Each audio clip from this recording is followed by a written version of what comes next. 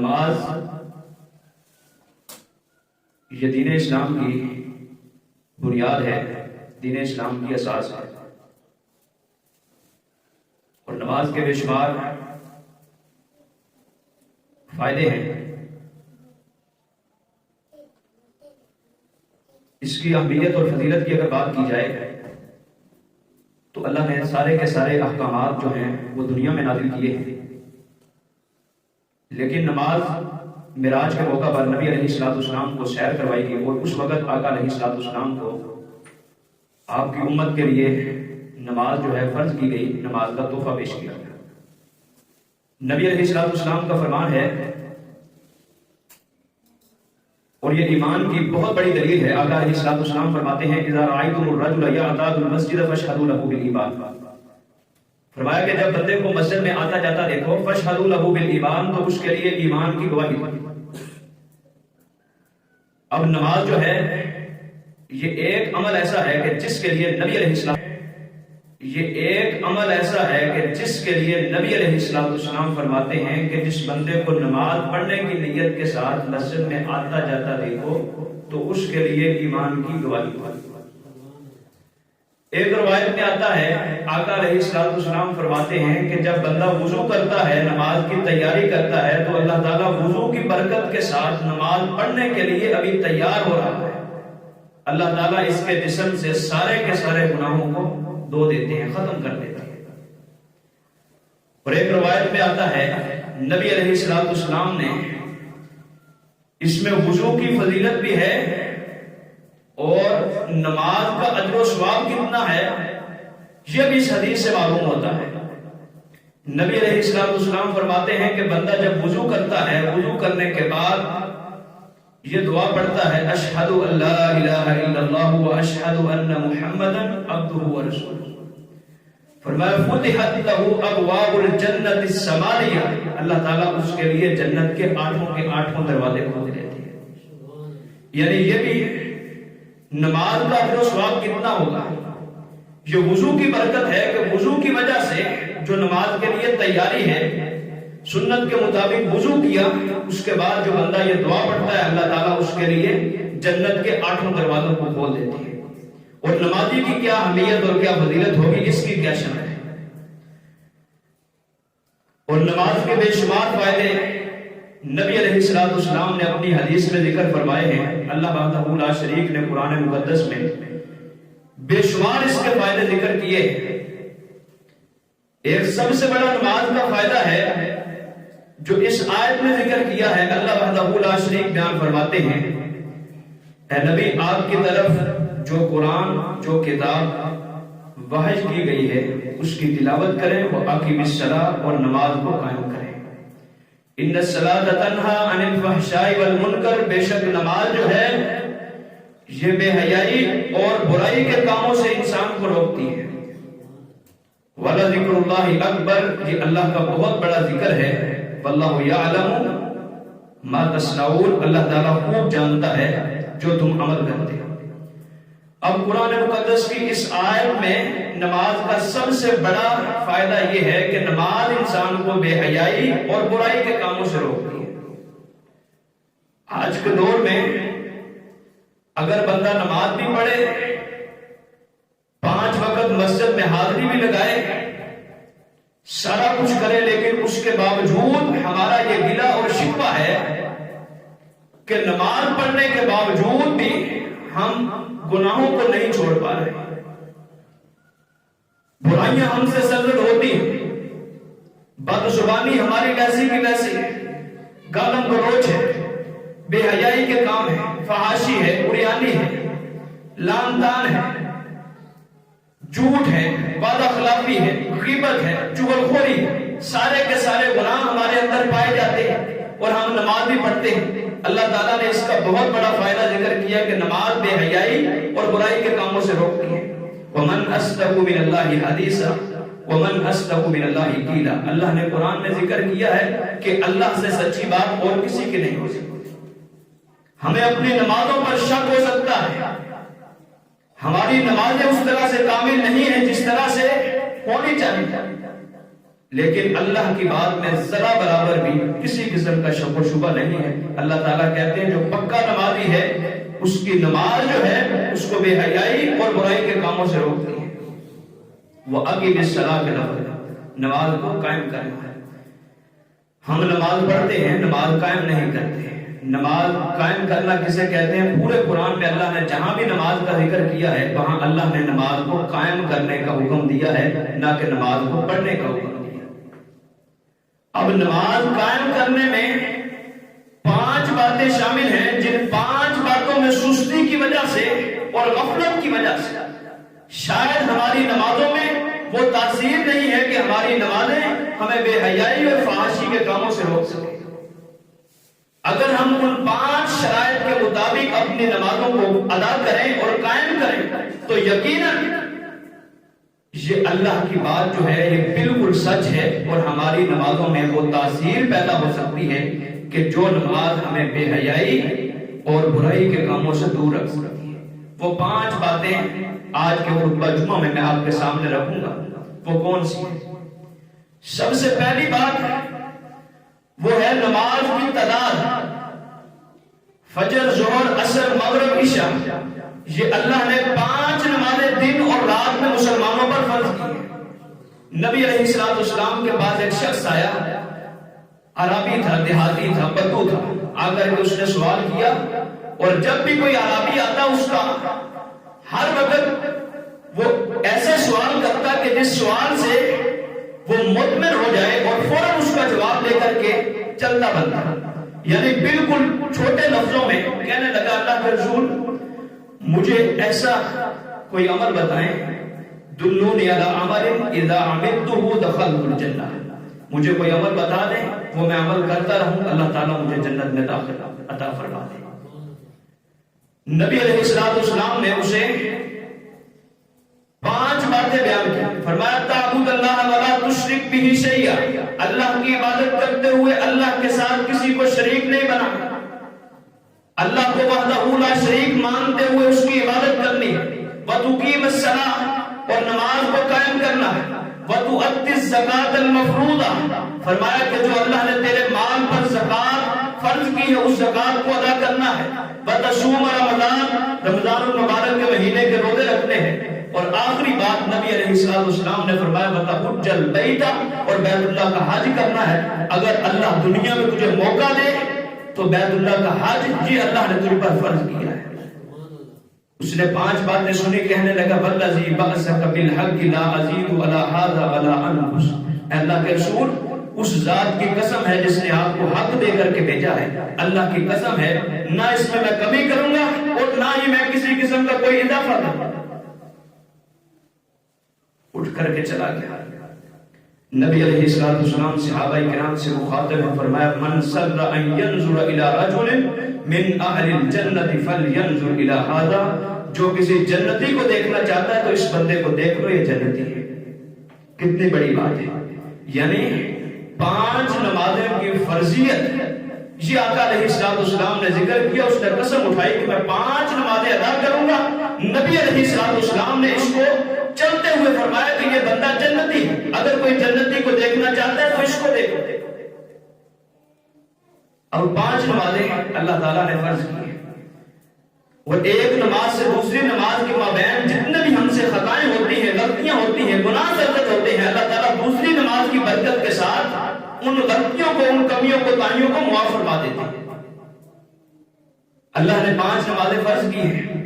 ہمارے اندر سب سے بڑی غفلت ہے، سب سے بڑی سستی ہے، وہ کیا ہے؟ وہ یہی ہے کہ ہم نے کبھی نمازوں کی تعداد جو ہے ان کو مکمل کرنے کی کوشش نہیں کی۔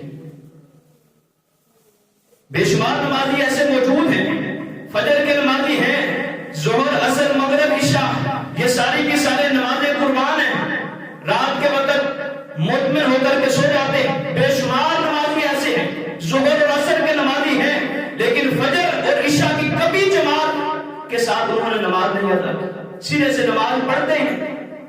یاد رکھو جب تک ہم 5 نمازوں کی تعداد پوری نہیں کریں گے اس وقت تک نماز قائم ہونے کی جو شرطیں ہیں ان میں ایک شرط جو پہلی شرط ہے اس پر ہم عمل نہیں کر سکتے۔ اللہ کے حکم کی تکمیل نہیں ہو سکتی. اس لیے حافظوا علی الصلوات والصلاۃ الوسطی وقوموا للہ قانتین. فرمایا نمازوں کی حفاظت کرو، 5 نمازوں کی، والصلاۃ الوسطی، اور بالخصوص عصر کی نماز کی، درمیانی نماز کی. وقوموا للہ قانتین، اور اللہ کے لیے مطیع اور فرما بردار ہو کر کے کھڑے ہو جاؤ. نبی علیہ السلام کا فرمان ہے، فرمایا من ترک صلاۃ العصر فکأنما قتل اہلہ ومالہ. جس نے عصر کی نماز کو جان بوجھ کر کے چھوڑ دیا، گویا اس کے اہل و عیال اور مال و دولت سارا کا سارا تباہ و برباد ہو گیا. اور علماء نے لکھا ہے کہ کسی کے ہاں اس کا عزیز، اس کا رشتہ دار، اس کا قریبی فوت ہو جائے تو اس کی تعزیت کے لیے ہم جاتے ہیں. جو بندہ عصر کی نماز چھوڑ دے، عصر کی نماز اس کی رہ جائے، عصر کی نماز کو ترک کر دے، نبی علیہ السلام فرماتے ہیں اس کا گھر بار اور مال و دولت سارا کچھ تباہ و برباد ہو گیا. علماء کہتے ہیں کہ اس کے پاس بھی جا کر کے تعزیت کیا کہ اللہ تعالیٰ نے تیرا سارا کچھ تباہ و برباد کر دیا. نبی علیہ السلام کی زبان پر کسی قسم کا کوئی شک و شبہ نہیں. یعنی یہاں سے یہ اندازہ کریں کہ جان بوجھ کر کے عصر کی نماز چھوڑنا یہ کتنا بڑا وبال کا سودا جو ہم میں سے اکثر لوگ کرتے. اس لیے نماز کو قائم کرنے کے لیے سب سے پہلی شرط نمازوں کی طلاق ہے. فجر، ظہر، عصر، مغرب، عشاء. جس خدا نے فجر کو فرض کیا ہے اسی رب نے ظہر کو بھی فرض کیا ہے. اگر فجر پڑھتے ہو، ظہر، عصر، مغرب، عشاء ساری کی ساری طلاق کو مکمل کر لو، اللہ تعالیٰ تمہاری نمازوں میں وہ تاثیر پیدا کر دے گا، تمہاری نمازیں تمہیں بے حیائی اور برائی کے کاموں سے روک لے. دوسری بات، دوسری شرط وہ ہے وقت. نمازوں کے وقت کی پابندی کریں. اللہ تعالیٰ نے قرآن مقدس کے آخری سپارے میں اس بات کو ذکر کیا، فویل للمصلین، فرمایا نمازیوں کے لیے ہلاکت. پورے قرآن میں شاید ایک ہی آیت ہے جہاں اللہ نے نمازیوں کا لفظ استعمال کیا ہے. فرمایا نمازیوں کے لیے ہلاکت، نمازیوں کے لیے ویل ہے، یہ جہنم کا سب سے آخری گڑھا ہے. فرمایا نمازیوں کے لیے جہنم کا سب سے آخری گڑھا. کیوں؟ الذین هم عن صلاتهم ساہون، وہ نمازی جو اپنی نمازوں سے غافل، سستی کا شکار ہے. کبھی وقت کی پابندی نہیں ہے، کبھی نمازوں کی تعداد مکمل نہیں ہے. ان الصلاۃ کانت علی المؤمنین کتابا موقوتا، اللہ نے نماز ایک مقررہ وقت پر فرض کی ہے، اس کو اس کے وقت میں ادا کرنا، یہ نماز کو قائم کرنا. وگرنہ یاد رکھو ہماری نمازیں جو ہیں وہ اللہ کے حکم کے مطابق نہیں ہیں، ہم ان کی تکمیل نہیں کر رہے. اس لیے دوسری شرط کون سی ہے؟ وقت. فجر کا، ظہر کا، عصر کا، مغرب کا، عشاء کا. نبی علیہ السلام سے کسی نے سوال کیا، صحابی ہیں، کہتے ہیں اللہ کے رسول سب سے بڑی نیکی کون سی؟ فرمایا الصلاۃ علی وقتہا، سب سے بڑی نیکی یہ ہے کہ نماز کو اس کے اول وقت میں ادا کرنا. بغیر کسی عذر کے نماز کو لیٹ کرنا، نماز میں تاخیر کرنا، سوئے رہنا، سستی اور غفلت کا شکار رہنا، یاد رکھو ایسی نمازوں کی اللہ تعالیٰ کو کوئی ضرورت نہیں. اللہ تعالیٰ نے ویل کا لفظ استعمال کیا اور علماء نے لکھا ہے کہ جو بندہ بغیر کسی شرعی عذر کے نماز میں تاخیر کرے ایسی نماز کو اللہ تعالیٰ قبول ہی نہیں فرماتے. اتنی بڑی وعید ہو اور اس کے باوجود بھی ہماری نمازوں کے وقت جو ہیں وہ آج تک سیٹ نہ ہو سکے تو مجھے بتلاؤ پھر ہمارا گلہ شکوہ کیا بنتا ہے کہ ہم کہیں نمازیں بھی پڑھتے ہیں، جھوٹ بھی بولے جاتے ہیں، وعدہ خلافی بھی ہوتی ہے، گالم گلوچ بھی ہوتا ہے، والدین کی نافرمانی بھی ہوتی ہے، بے حیائی کے کام بھی ہوتے ہیں، سارا کچھ ہوتا ہے، لیکن نماز اس کا فائدہ جو اللہ نے ذکر کیا ہے اس کا تو ہمیں سمجھ نہیں ملا. یاد رکھو اگر اس کا ثمر پانا چاہتے ہو، اگر گناہوں سے بچنا چاہتے ہو تو اس کا طریقہ کیا ہے؟ وقت اس کی پابندی کریں.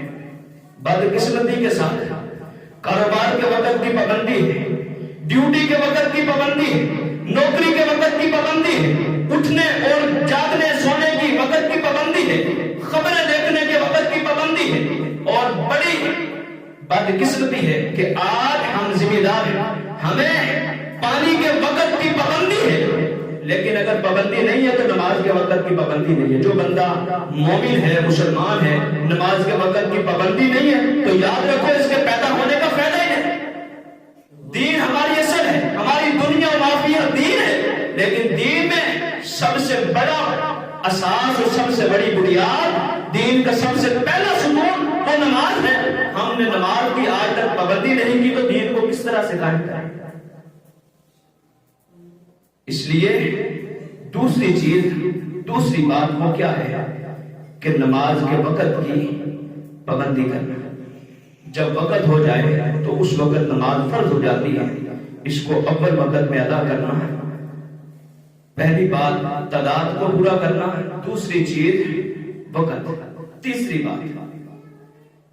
بات ہے تعداد سنت کے مطابق، تعداد وقت اور نماز کو سنت کے مطابق ادا کرنا۔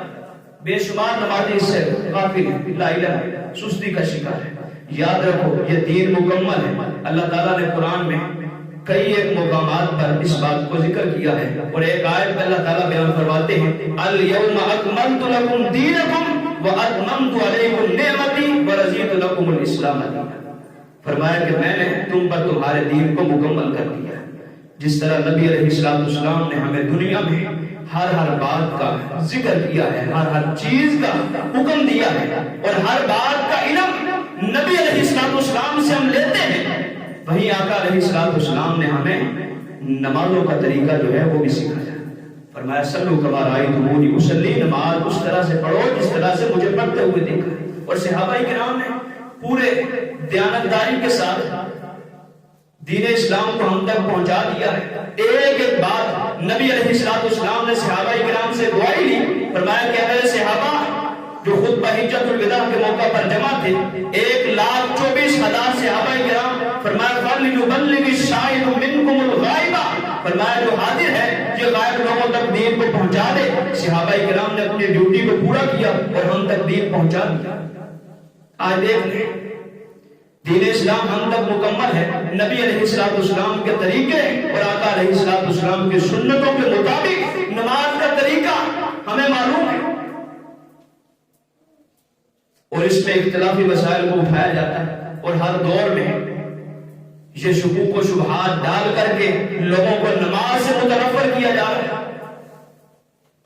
ہم دنیا کے چھوٹے چھوٹے مسائل کو حل کرنے کے لیے دن رات تبدو کرتے ہیں۔ جو اللہ نے دن اور رات میں 5 نمازیں فرض کی ہے، آج تک ہم نے یہ پڑھنے کی کوشش نہیں کی، یہ سمجھنے کی کوشش نہیں کی کہ نبی علیہ السلام نے نماز کس طرح سے پڑھی ہے، اور آقا علیہ السلام کی نماز کی طرح ہماری نماز ہے یا نہیں۔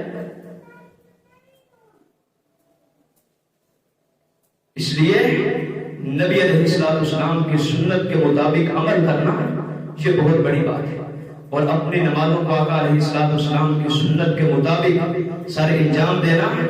ایسی نماز میں یہ تاثیر ہوتی ہے کہ جو ہمیں بے حیائی اور فحاشی کے کاموں سے روکتی ہے۔ اللہ تعالیٰ قرآن مقدس میں بیان فرماتے ہیں یا ایھا الذین آمنوا اطیعوا اللہ واطیعوا الرسول ولا تبطلوا اعمالکم، فرمایا اللہ اس کے رسول کی اطاعت کرو، اپنے عملوں کو باطل نہ کرو۔ عملوں کو باطل کرنے کے لیے یہی بات کافی ہے کہ پوری زندگی ہم نماز پڑھتے رہیں، لیکن ہمیں یہ تک معلوم نہ ہو کہ نبی علیہ السلام نے نماز جو ہے وہ کس طرح سے پڑھی۔ اپنے باپ کی باتوں کو یاد رکھتے، اپنے بزرگوں کی باتوں کو یاد رکھتے، اپنے امام کی بات کو یاد رکھتے، اپنے قائد کی، اپنے مفتی کی، اپنے مرشد کی بات کو یاد رکھتے، لیکن یاد رکھو نبی علیہ السلام کی ان سنتوں کو غیر مسلمانوں نے یاد رکھنا ہے۔ اگر مسلمانوں کو اس بات کا علم نہیں کہ آقا علیہ السلام نے نماز کس طرح سے پڑھی ہے، تو کیا غیر مسلمانوں کو اس کا علم ہوگا؟ آقا علیہ السلام کی سنتوں کو ہم نے زندہ کرنا ہے۔ ایک ایک طریقہ ہمیں معلوم ہے۔ نبی علیہ السلام نے مسجد میں جانے کا طریقہ اور دعا جو وہ سکھلا دی، باہر نکلنے کا طریقہ، بیت الخلاء میں جانے کا طریقہ اور نکلنے کا طریقہ، یہ آقا علیہ السلام نے سارا کچھ ذکر کر دیا، اور شاید یہ نماز کا طریقہ ذکر نہیں کیا جو ہمیں آج تک یاد نہیں۔ ہم نے اپنی مرضی اگر کرنی ہے تو پھر کوئی فائدہ نہیں۔ اذان سن کر کے مسجد میں آنا اور اس کے بعد آ کر کے مسجد میں اپنی مرضی اور اپنی منشا کے مطابق نماز پڑھنا، تو یاد رکھو ایسی نماز کا کوئی فائدہ نہیں۔ نبی علیہ السلام صحابہ کرام کے ساتھ بیٹھے تھے. حدیث مسیح الصلاۃ کا واقعہ مشہور ہے. ایک بندہ آیا, آ کر کے اس نے نماز پڑھنی شروع کی. نبی علیہ السلام کے پاس آیا, نماز پڑھ کر کے فارغ ہوا, کہنے لگا, اس نے سلام کیا, السلام علیکم. آقا علیہ السلام نے سلام کا جواب لوٹایا, فرمایا ارجع فصلی فإنک لم تصلی, فرمایا جا کر کے نماز پڑھ, تو نے نماز نہیں پڑھی. دوسری مرتبہ یہ بندہ پھر نماز پڑھ کر کے آیا. اس کے ذہن میں خیال تھا شاید نبی علیہ السلام نے مجھے نماز پڑھتے ہوئے نہیں دیکھا. سامنے اس نے نماز پڑھی, نماز پڑھ کر کے پھر سلام کیا. آقا علیہ السلام نے سلام کا جواب دیا, فرمایا ارجع فصلی فإنک لم تصلی, جا کر کے نماز پڑھ, تو نے نماز ہی نہیں پڑھی. تیسری مرتبہ نبی علیہ السلام کے پاس بیٹھ کے کہنے لگا, اللہ کی قسم ہے جس نے آپ کو حق دے کر کے بھیجا ہے, میں تو اس طرح سے نماز پڑھتا ہوں, مجھے نماز کا طریقہ بتاؤ. نبی علیہ السلام نے فرمایا کہ وضو کو اچھے طریقے کے ساتھ کرو, اور علماء نے اس کا بہت بڑا فائدہ لکھا ہے. جو بندہ نماز میں پورا اطمینان چاہتا ہے, وہ جب تک وضو اچھے طریقے کے ساتھ مکمل نہیں کرے گا, اس وقت تک وہ اپنی نماز پر مطمئن خود ہی نہیں ہو سکتا. نبی علیہ السلام نے فرمایا قیام کے لیے کھڑے ہو, سیدھے کھڑے ہو کر کے قیام کرو, جب قیام سے مطمئن ہو جاؤ قرآن پڑھ لو. فرمایا پھر رکوع کرو, حتی تطمئن راکعا, حتی کہ رکوع میں مطمئن ہو جاؤ. جب رکوع سے کھڑے ہو تو پھر قومے کی حالت میں کھڑے ہونا ہے, اور جب تک سیدھے کھڑے نہ ہو جاؤ اس وقت تک سجدے کے لیے نہیں جھکنا. بے شمار نمازی جو اختلافی مسائل چھوڑ دو, رہنے دو, ان کی بات نہیں کرتے. اختلافی مسائل اگر آج تک ان کو بھی اختلافی مسائل ہم نے کہنا ہے تو پھر فائدہ کیا ہے؟ خدا رہا ان کو سمجھے. فاتحہ خلف الامام کا مسئلہ ہو, آمین بالجہر کا مسئلہ ہو, قدم کے ساتھ قدم ملانا ہو, رفع الیدین کا مسئلہ ہو, پوری زندگی 60 سال عمر ہے اور آج تک ہمیں یہ تک اگر معلوم نہیں ہو سکا ہم ان کو اختلافی مسائل کہتے ہیں, تو کیا فائدہ؟ کوئی اختلافی نہیں ہے, ہم نے خود اختلافی بنائے ہیں مسلک کی بنیاد پر, منہج کی بنیاد پر, مذہب کی بنیاد پر. ہم نے لوگوں کو تقسیم کرنے کی کوشش, اور عام سادہ دان لوگوں کے ذہن میں جب یہ خدشات پڑھتے ہیں تو پھر نماز کہتے ہیں, نماز پڑھنے کے لیے طریقہ کیا, وہ یہی یہ بات کر کے ختم کر دیتے ہیں. کوئی اہل حدیث کسی کو دعوت دے نماز اپنے طریقے کے مطابق, میں کہتا ہوں نماز پڑھنی ہے کس طرح سے, جس طرح نبی علیہ السلام نے پڑھ کر کے ہمیں سکھلائی ہے, ہمیں بتلایا ہے. جب تک قبول نہ حاصل ہو اس وقت تک علم جو ہے حاصل کرتے رہو, علماء سے پوچھتے رہو, کسی کی بات پر عمل نہ کرو. نہ حنفی بنو, نہ شافعی بنو, نہ حنبلی بنو, نہ مالکی بنو. سب کو چھوڑ کر کے نبی علیہ السلام کی صحیح حدیث کو اپنا منہج بنا لو, تو نماز کا طریقہ خود بخود تمہارا درست ہو جائے. بے شمار نمازی میں نے دیکھے قومے میں کھڑے نہیں ہوتے, قیام کے بعد ڈائریکٹ سجدے میں, اور بے شمار نمازی ایسے ہیں جو چرچا نماز میں کرنا گناہ سمجھتے ہیں. ایک سجدے کے بعد نبی علیہ السلام نے دعا سکھلائی. کتنے نمازی ہیں جن کو یہ دعا یاد ہے؟ مسلم شریف میں روایت موجود ہے, نبی علیہ السلام نے یہ روایت میں ذکر کی, اللہم اغفر لی, اللہم اغفر لی, فرمایا 5 مرتبہ یہ دعا پڑھ لو. یہ دعا بھی درست ہے, اللہم اغفر لی ورحمنی واہدنی وعافنی وارزقنی, یہ دعا بھی ثابت ہے. اور 2 سجدوں کے درمیان بیٹھنے کو جلسہ کہتے ہیں. کبھی ہم نے بیٹھ کر کے وہاں یہ دعا پڑھی؟ اور اسی طرح سے جلسہ استراحت ہے, پہلی رکعت کے بعد اور تیسری رکعت کے بعد کھڑے ہونے سے پہلے بیٹھنا. بے شمار نمازی اس کو اپنی توہین سمجھتے ہیں. کیوں نہیں بیٹھتے؟ کیا نبی کا طریقہ نہیں ہے؟ کیا نبی کا طریقہ اچھا نہیں لگتا؟ کسی امام کی بات پر عمل کرنا, قدم کے ساتھ قدم ملانے کی سینکڑوں احادیث موجود ہے.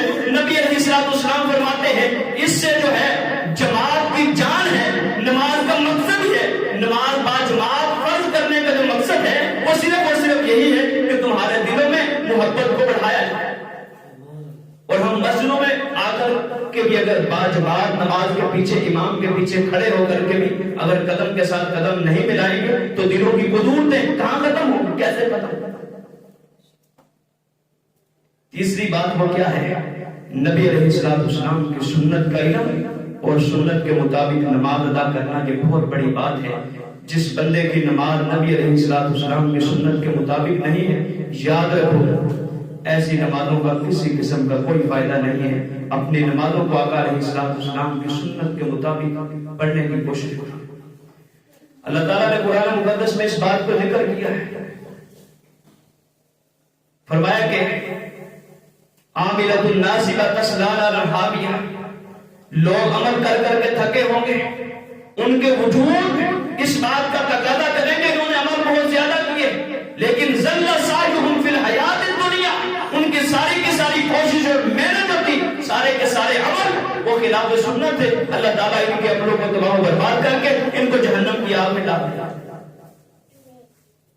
اس لیے عمل سے پہلے نبی علیہ السلام کا طریقہ، وہ چاہے نماز ہے، روزہ ہے، حج ہے، زکوٰۃ ہے، تو نماز کی قائم کرنے کا تیسرا جو شرط ہے اور تیسری بات وہ کیا ہے کہ آقا علیہ السلام کی سنت کے مطابق پہلی چیز تعداد، وقت، نبی کی سنت، اور چوتھی بات وہ ہے باجماعت نماز ادا کرنا۔ اللہ نے نماز کو باجماعت فرض کیا ہے۔ بے شمار نمازی جو ہے وہ جماعت کا لحاظ ہی نہیں رکھتے، انفرادی نماز ادا کرتے ہیں۔ باجماعت نماز جو ہے یہ اللہ نے باجماعت نماز فرض کی ہے۔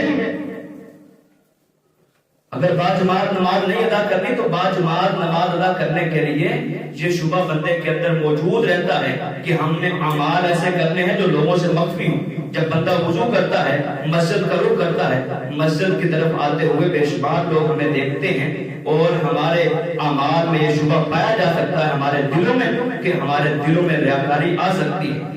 اگر انفرادی نماز ہوتی تو نبی علیہ السلام اس کو مخفی رکھتے کہ گھروں میں ادا کرنا۔ یہ باجماعت نماز فرض۔ نبی علیہ السلام کے پاس ایک شخص آیا، نابینا تھا، اس نے آ کر کے اجازت لی، کہنے لگا اللہ کے رسول رات کا وقت ہوتا ہے، اگر مجھے اجازت دے تو میں عشاء کی نماز جو ہے اپنے گھر میں ادا کر لیا۔ بوڑھا بھی، کمزور بھی، رستہ بھی خراب ہے، کافی لمبا سفر ہے اور آتے ہوئے رستے میں موذی جانور بھی ہوتے ہیں۔ 4-5 اس نے ادھر ذکر کی اور آخری ادھر کہنے لگا لیس لی قائد یقودنی الی المسجد، آنکھوں سے نابینا ہوں، کوئی مجھے مسجد میں لانے کے لیے بچہ بھی نہیں، کوئی بڑا نہیں، کوئی میرے پاس نہیں ہوتا جو مجھے پکڑ کر کے مسجد میں لے آئے۔ حل لی رخصت، اللہ کے رسول کیا میرے لیے کوئی رخصت ہے؟ نبی علیہ السلام خاموش رہے۔ وہ ایک روایت میں آتا ہے آقا علیہ السلام نے فرمایا کہ جا گھر میں نماز ادا کر لیا گا۔ یہ بندہ اٹھ کر کے جانے لگا۔ دوسری روایت میں آقا علیہ السلام نے فرمایا کہ اس بندے کو بلاؤ۔ وہ پاس آیا اور ایک حدیث میں آتا ہے آقا علیہ السلام نے جب اس کو اجازت دے دی، اللہ نے فوراً حضرت جبرائیل علیہ السلام کو نازل کر دیا، فرمایا جا کر کے نبی کو بتلاؤ کہ اس کو اجازت نہ دے نماز گھر پڑھنے کی۔ نبی علیہ السلام نے فرمایا اس کو بلاؤ۔ فرمایا حل تسمع النداء، کہ اذان کی آواز کو سنتے ہو؟ کہنے لگا اللہ کے رسول جی۔ فرمایا فعجب لیس لک رخصت، اللہ کی قسم ہے پوری شریعت میں تیرے لیے کسی قسم کی کوئی رخصت نہیں پاتا، نماز باجماعت آ کر کے ادا کرنی اور مسجد میں ادا کرنا۔ کہ ہمارے ادھر ان سے بڑے اور نبی علیہ السلام سے محبت کا دعویٰ کرنے والے، عشق کا دعویٰ کرنے والے اور محبت کے گیت گانے والے، اس نبی کی محبت کو پانے کے لیے ہم نے کیا کیا ہے؟ آقا علیہ السلام فرماتے میرا بڑا دل چاہتا ہے کہ میں اپنے مصلی امامت پر کسی امام کو مقرر کروں اور گھروں کا رخ کروں جو عشاء کی نماز کے لیے نہیں آئے، جا کر کے ان کے گھروں کو جلا کر کے ان پر راکھ کر دوں۔ فرمایا کہ اگر گھروں میں عورتیں اور بچے نہ ہوں، اللہ کی قسم ہے یہ عمل میں ضرور بے ضرور کروں، تو مجھے بتلاؤ عشاء کی نماز کس جرأت اور کس ہمت کے ساتھ اذان سننے کے بعد بستر پر لیٹتے ہو اور نیند بھی آ جاتی ہے؟ کیا یہ دین کی محبت ہے؟ کیا یہ نبی کی محبت ہے؟ کیا یہ نماز کی محبت ہے؟ کیا ایسے ہم نمازی اذان سننے کے بعد بھی کسی قسم کا کوئی عذر نہیں، بستروں پر لیٹ کر کے ہم سو جائیں اور ہم کہیں کہ اللہ تعالیٰ کی رحمت نازل ہو، ہم نمازی ہیں، ہم دیندار ہیں، ہم نبی سے محبت کرنے والے ہیں؟ یاد رکھو جو بندہ نماز باجماعت ادا نہیں کرتا، ایسا بندے کے بارے میں نبی علیہ السلام فرماتے ہیں کہ یہ پیچھے ہوتا ہوتا حتیٰ کہ اللہ تعالیٰ اس کو جہنم کی آگ میں گراتے ہیں، حضرت عمر بن خطاب کے بارے میں آتا ہے اپنے دور خلافت میں یہ نمازوں کی امامت کرواتے. امامت کروانے کے بعد جو بندے نماز کی رکھتے اپنی چکا کر کے کھڑے ہوئے ہوتے ہیں, جن کی رکھتے رہ جاتی, حضرت عمر ان کو بلاتے اور ان کو بلا کر کے دھرے مارتے. فرماتے اگر تمہارا اپنا قصور ہو تو میں چھوڑ دوں. تمہیں دیکھ کر کے فرمایا دوسرے لوگ خراب ہوتے ہیں, وہ بھی اپنی نمازوں میں سستی کا شکار ہوتے ہیں, اس لیے میں تمہیں سزا دیتا ہوں. اس کا وبال جو ہے وہ اجماعی طور پر معاشرے میں پڑتا ہے. اگر معاشرے میں کوئی بندہ بے نماز ہے, نماز میں سستی اور غفلت کرتا ہے, تو ایسے بندے کا محاسبہ یہ حضرت عمر بن خطاب کی سنت ہے. اس سنت کو زندہ کرو. جا کر کے لوگوں سے پوچھو کیوں نہیں نماز کے لیے آتے, کیا عذر ہے, کیا مسئلہ ہے, کیا تکلیف اور کیا پریشانی. اجماعی طور پر معاشرے پر وبال کی سب سے بڑی وجہ کیا ہے؟ ہمارے گھروں میں, ہمارے معاشروں میں جو بندے بے نماز ہیں یہ پورے معاشرے کے کھلے عام دشمن. اور صحابہ کرام کا اگر موقف دیکھیں تو کھلے واضح کئی ایک صحابہ کرام جن میں کے بعد حضرت عمر بن خطاب ہیں, حضرت علی ہے, اور کئی ایک تابعین کی جماعت میں سے اکثر لوگ ہیں, وہ کہتے ہیں کہ جو بندہ ایک نماز چھوڑ دے ادارہ اسلام سے خارج ہو جاتا ہے. اور ان سے کسی نے پوچھا کہ ایسے بندے کے نکاح کے بارے میں, کہتے میں کہتا ہوں وہ دین سے خارج ہے, تم نکاح کا پوچھ رہے, نکاح تو ہے مسلمانوں کا شعار. اس کو طلاق کی نوبت اور بیوی کی جدائی یہ سارے کے سارے معاملات اس کا کیا تعلق, وہ بندہ ہے ہی بے دین, دین اسلام سے خارج. اس قدر سخت فتوے ان کے موجود ہیں, لیکن اس کے باوجود بھی ہم نمازوں میں اسی طرح سست رہیں. اس لیے چوتھی بات وہ ہے نماز با جماعت, اس کی پابندی کرنا. نبی علیہ الصلوۃ والسلام کا فرمان ہے, فرمایا من صلی 40 یوما یدرک التکبیرۃ الاولی کتب له براءتان براءۃ من اللہ و براءۃ من النفاق. فرمایا جو بندہ 40 دن تک تکبیر اولا کے ساتھ نماز ادا کرتا ہے, اللہ تعالیٰ اس نماز کی برکت کے ساتھ اس بندے کو 2 فائدے عطا فرماتے ہیں. ایک اللہ تعالیٰ اس کو نفاق سے بری و ذمہ کر دیتے ہیں, دوسرا اللہ تعالیٰ اس بندے کو جو ہے جہنم کی آگ سے برات کا سرٹیفکیٹ عطا فرما دیتے ہیں, جہنم کی آگ سے بری و ذمہ کر دیتے ہیں. کتنی بڑی بات. لیکن باجماعت نماز ادا کرنا, یاد رکھو نماز فرض کون سی ہے, جو باجماعت ہے. اس لیے 4 باتیں ہماری مکمل ہوئی, تعداد, وقت, سنت, باجماعت. آخری بات وہ ہے خشوع اور خضوع کے ساتھ اپنی نماز کو ادا کرنا. یہ 2 لفظوں کا مجموعہ ہے. خشوع کا تعلق دل کے ساتھ ہے, خضوع کا تعلق اعضاء کے ساتھ. ہم کسی بڑے کے پاس جائیں تو وہاں ہم سر میں خارش نہیں کرتے, جسم پر خارش نہیں کرتے, بڑے بادب بن کر کے اس کے سامنے کھڑے ہوتے. اور اگر ادب کی خلاف ورزی کی جائے تو میں نے کئی لوگوں کو دیکھا ہے فوراً ڈانٹ دیتے. کسی بڑے کے پاس جاؤ, ادب کی خلاف ورزی ہو, ڈانٹ دیتے. لیکن یہ اللہ کی ذات ہے جس کے سامنے کھڑے ہو کر کے حاضری دیتے ہیں, طہارت حاصل کرتے ہیں, مسجد میں آتے ہیں, امام کے پیچھے کھڑے ہوتے ہیں, اور اللہ کے سامنے ہر وقت اللہ تعالیٰ ہمیں دیکھ رہا ہے. اللہ سے ملاقات کرنے کے لیے آئے ہیں, اور ملاقات کرتے ہوئے جسم پر خارش ہماری نمازوں میں ہوتی ہے. نبی علیہ الصلوۃ والسلام نے ان باتوں سے روکا ہے. اور یاد رکھو یہ خشوع اور خضوع کے منافی ہیں, اور یہ نمازوں میں سستی جو ہے, غفلت جو ہے, یہ منافقوں کی عادت ہے. اللہ تعالیٰ قرآن مقدس میں بیان فرماتے ہیں ان المنافقین یخادعون اللہ وهو خادعهم. فرمایا جو منافق ہیں یہ اللہ کو دھوکہ دینے کی کوشش کرتے ہیں, حقیقت میں یہ اپنے آپ کو دھوکہ دیتے ہیں. وَإِذَا قَامُوا إِلَى الصَّلَاةِ قَامُوا كُسَالَىٰ. فرمایا ان کی اگر حرکتیں دیکھنی ہو, جب نماز کے لیے کھڑے ہوں تو ان کی نمازوں کو دیکھا کریں. قَامُوا إِلَى الصَّلَاةِ قَامُوا كُسَالَىٰ, سستی کے ساتھ نماز پڑھتے ہیں. یراؤن الناس ولا یذکرون اللہ الا قلیلا. فرمایا لوگوں کو دکھانے کے لیے اللہ کا ذکر بہت کم کرتے ہیں. کتنے نمازی ہیں جو شوق کے ساتھ, جو جذبے کے ساتھ, جو محبت کے ساتھ نماز ادا کرتے ہوئے خشوع اور خضوع کا اہتمام کرتے. نبی علیہ الصلوۃ والسلام کا فرمان ہے, فرمایا اے میرے صحابہ جانتے ہو بدترین چور کون ہے؟ صحابہ اکرام نے کہا اللہ کے رسول آپ بہتر جانتے ہیں بدترین چور کون ہے. فرمایا بدترین چور وہ ہے جو نماز میں چوری کرتا ہے. کہنے لگے اللہ کے رسول ہم تو جانتے تھے لوگ وہ جو معاشرے میں کسی کی چیز چرائے اس کو چور کہتے ہیں، نماز کا چور کیسا ہوتا ہے؟ فرمایا الذی لا یتم رکوعها ولا سجودها، نماز کا چور اگر دیکھنا ہے تو وہ ہے جو رکوع اور سجدہ مکمل نہیں کرتا، جلدی جلدی نماز پڑھ کر کے فارغ اپنے کام کاج کی طرف مشغول۔ اور یہ منافقوں کی عادت اپنے اندر سے نکالے، اگر اپنی نمازوں میں یہ اثر پیدا کرنا ہے شوق کے ساتھ، محبت کے ساتھ، جذبے کے ساتھ۔ اور مومن کی شان اور پہچان ہے کہ جب اللہ سے ملاقات کے لیے آئے تو اس کے دل اور دماغ میں اور اس کے لباس میں اللہ کے ساتھ ملاقات کرنے کی شکل اور صورت اور جذبہ ہونا چاہیے۔ نبی علیہ السلام نے صحابہ کرام کا ایک عمل دیکھا، اس سے روکا، فرمایا مالی اراکم رافع ایدیکم کانھا اذناب خیر شمس اسکنوا فی الصلاۃ۔ صحابہ کرام جب دونوں طرف السلام علیکم ورحمۃ اللہ سلام پھیرتے تھے ساتھ ہاتھ کیا کرتے تھے جیسے کسی کو مصافحہ کرتے ہیں۔ نبی علیہ السلام نے فرمایا یہ عمل چھوڑ دو، اسکنوا فی الصلاۃ، شریر گھوڑوں کی طرح اپنے ہاتھوں کو نہ ہلاؤ جس طرح سے وہ دمبے ہلاتے ہیں، نماز میں سکون کے ساتھ کھڑے ہوا کرو۔ اگر شریر گھوڑوں کی دموں کی طرح نبی علیہ السلام نے مشابہت سے روک دیا ہے تو یہ نماز اب سردیاں شروع ہو چکی ہیں۔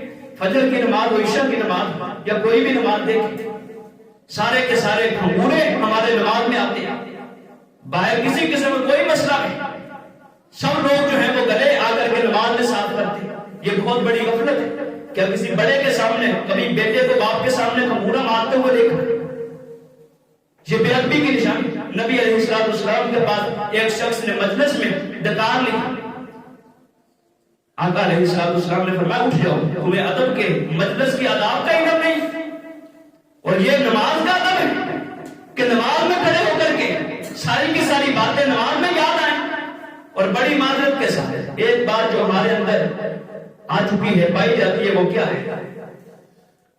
اپنی نماز کی شاید فکر نہیں ہوتی، ہم دوسروں کی نمازیں دیکھتے ہیں، چیک کرتے ہیں کہ یہ نماز کیسے پڑھتے ہیں، اور بعد میں بھی اس کو بتلاتے ہیں تیری نماز ہے، اور بتلاتے بھی اس نماز میں جو باجماعت ادا کی جائے۔ تم اپنی نماز پڑھتے ہو کسی کی نماز کو دیکھتے ہیں؟ اس لیے اپنی نمازوں کی حفاظت کریں اور باجماعت نماز اور اسی طرح سے خشوع اور خضوع کے ساتھ بھرپور نماز اس کو ادا کرنا یہ بہت بڑی بات ہے۔ اور اللہ تعالیٰ اسی نماز کو، ایک حدیث میں آتا ہے نبی علیہ السلام فرماتے ہیں جس بندے کا دل جو ہے وہ غافل ہو، غافل دل کے ساتھ کی جانے والی دعا کو اللہ تعالیٰ کبھی بھی قبول نہیں فرماتے۔ اور نماز تو ہے ہی ساری دعا، اگر اس میں ہمارا دل جو ہے وہ کسی دوسرے کام کی طرف رہے گا، حرکات ہماری وہ رکیں گی نہیں، بادب بنے گے نہیں، تو پھر مجھے بتلاؤ دعا یہ کیسے ہے؟ دعا کے لیے باادب اور اسی طرح سے اپنے دل کو حاضر کرنا یہ سب سے بڑی دلیل ہے دعا کی قبولیت کی۔ اور آخری بات، نبی علیہ السلام کے پاس حضرت جبرائیل علیہ السلام آئے انسانی شکل میں، انہوں نے آقا علیہ السلام سے احسان کے متعلق سوال کیا، مختلف سوال کیے، ایمان کے متعلق، اسلام کے متعلق۔ کہنے لگا مل احسان، اللہ کے رسول احسان کیا ہے، نیکی کسے کہتے ہیں؟ فرمایا ان تعبد اللہ کانک تراہ فان لم تکن تراہ فانہ یراک۔ فرمایا نیکی سے کہتے ہیں کہ اللہ کی عبادت ایسے کرو گویا تم اللہ کو دیکھ رہے ہو۔ اگر یہ حالت نہ ہو تو کم از کم یہ حالت ضرور ہونی چاہیے کہ اللہ وحدہ لا شریک تمہیں دیکھ رہا ہے۔ جو اللہ کو دیکھے وہ پھر اپنی حرکات کو نہ بدلے، نماز کی حالت میں تو اس پر افسوس ہے۔ اور جس کو اللہ دیکھ رہا ہے کم از کم یہ حالت نماز میں ضرور ہونی چاہیے۔ اقبال کا شعر ہے، بات سجدے کی نہیں، بات سجدے کی نہیں، خشوع و خضوع کی ہوتی ہے، وگرنہ اکثر لوگ لوٹ جاتے ہیں نماز کے بعد خالی ہاتھ۔ یہ تھوڑی سی تبدیلی کے ساتھ خشوع اور خضوع کی بات ہے۔ کون سا سجدہ ہے جو اللہ کو پسند آ جائے، اللہ تعالیٰ اس پر تمہاری مغفرت کر دے۔ وگرنہ ایسی نمازیں 40 سال ہو چکی۔ ایک شخص کو دیکھا، حضرت سعید بن مسیب خلاف سنت نماز ادا کرتے، اس سے پوچھا، کہنے لگے کتنی دیر ہوگی ایسے نماز پڑھتے؟ کہتا 40 سال کا عرصہ۔ کہتا اللہ کی قسم ہے 40 سال تک اپنی نمازوں کو ضائع کرتے چلے جا رہے ہیں۔ ایسی نماز کا کیا فائدہ جو نماز خلاف سنت؟ اس لیے اپنی نمازوں میں وہ تاثیر اگر پیدا کرنا چاہتے ہو کہ ہم نمازی ہوں، ہم گناہ سے روکے رہیں، ہماری نمازوں میں یہ تاثیر ہو کہ ہماری نمازیں ہمیں گناہ سے روکے، بے حیائی اور فحاشی کے کاموں سے روکے، تو ان 5 باتوں کو اپنی زندگی کا وتیرہ بنا لیں. اگر نہیں ہے، کسی چیز پر غفلت ہے، سستی ہے، تو خدا را اس کا ادارہ کریں.